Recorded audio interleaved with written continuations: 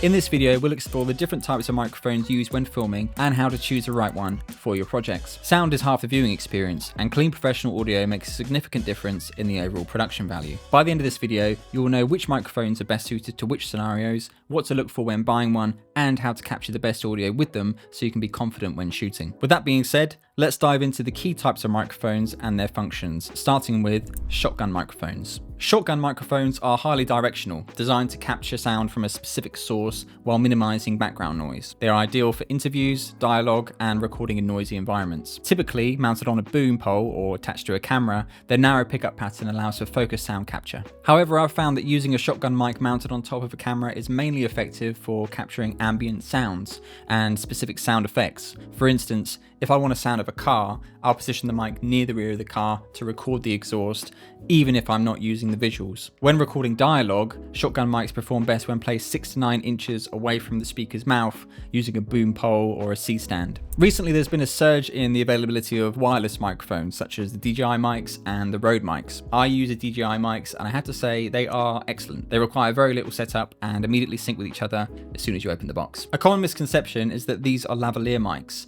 They are actually wireless transmitters equipped with built-in microphones, allowing users to capture audio without needing a lavalier mic. This is why you see a lot of people wearing these type of microphones, which I'm not a big fan of, to be honest. Most of these wireless microphones only come with 2 transmitters, so if you wanted to record more than 2 people at the same time, you would need to get an additional camera with another wireless mic set, or record the audio in a different way. These mics work best to record voices, but due to their form factor, they can be used in lots of different ways. The DJI ones that I just showed you and the newer models actually come magnetized, so you can be creative where you place them to either record discreetly or capture sound effects. Lavalier microphones, or lapel mics, are small clip-on microphones that can be attached to a person's clothing. They're great for interviews and presentations, as they provide hands-free operation and allow the speaker to move freely. Lavalier mics are often wired, but can be wireless. I always opt to use a wired lav mic with a wireless microphone, as I believe that microphones shouldn't be seen. Nothing breaks the illusion of being immersed in a story than the sight of a microphone. When attaching lapel mics, you want to make sure that the head of the microphone itself, this little bit, is at the center of the chest to pick up the voice the best. You can usually do that by taping it to the skin or to some clothing, but there are lots of different ways to hide these mics. In fact, there's a whole company that creates products specifically for that reason, and if you want to check them out, they're called Bubblebee Industries. Internal microphones. Now, these microphones record separately without transmitting an audio signal to a transceiver. They record it internally to be synchronized to the video footage later. An example of these would be the Sony TX660, which is a very popular choice for wedding videographers. The DJI mics that I mentioned earlier also have the functionality of recording internal. However, the size and shape of something like the TX660 is so discreet that it can be clipped to the top pocket of a suit jacket and even tied to a handheld microphone during speeches if there isn't a PA system that you can plug into, which in the UK very rarely is. The new DJI Mic Mini would probably be suited for this too, since they are smaller. However, I haven't tried them out yet. Condenser microphones are sensitive mics that capture a wide range of frequencies and details. They're ideal for capturing vocals, musical instruments, and ambient sounds. Condenser mics typically require phantom power to operate. Phantom power, in simple terms, means the microphone itself does not need to be plugged into a power source or have an individual battery. My condenser microphone in this case is plugged into my FX3 camera, which is actually delivering power from the camera to the microphone. If I was recording audio directly to my computer instead of my camera, the XLR cable would be plugged into my audio interface, which is then plugged into my Mac Studio with a USB-C. So it provides 48 volts of phantom power, which allows me to use the microphone.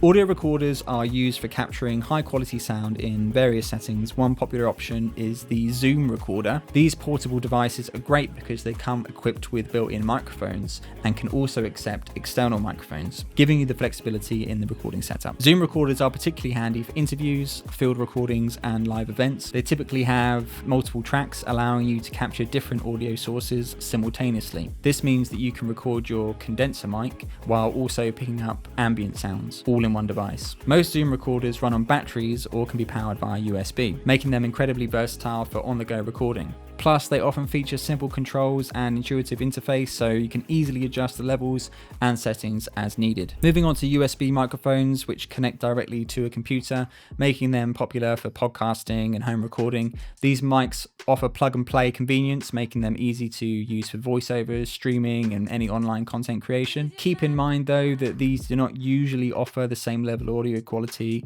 as the other options. While not microphones themselves, windshields or dead cats and pop filters, like this one, are essential accessories. Windshields reduce wind noise during outdoor recording, while pop filters minimize the plosive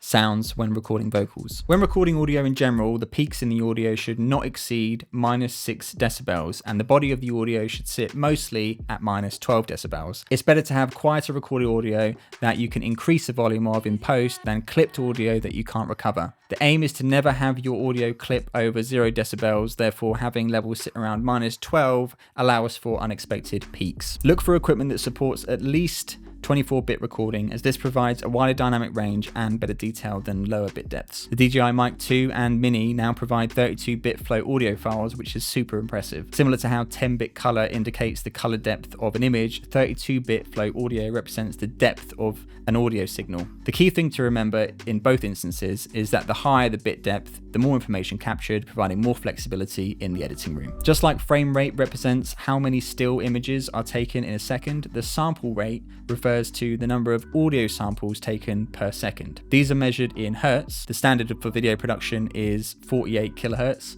which aligns with video frame rates and ensures easy synchronization. A frequency response range of 20 Hz to 20 kHz is regarded as industry standard, as this represents the full spectrum of what the human ear can hear. This measures the level of desired audio signal compared to the level of background noise. A higher SNR indicates clearer audio with less unwanted noise. Look for equipment with a high SNR, ideally above 90 decibels, to ensure clearer audio with minimal background noise. Again, just like images, the more dynamic range, the better. 90 decibels is the magic number, as this should ideally also be 90 decibels. This ensures the equipment can handle both quiet and loud sounds effectively. Always double check that your equipment or wires have the appropriate connectivity options. XLR, TRS, RS, and USB are just some of those, and just make sure that they're compatible with the recording setup that you have and the camera that you're using. So now you know how to choose a microphone for yourself and what to look out for when using them. Get out there and capture some crispy sounding audio, have fun with it, and if you have any questions, you can ask.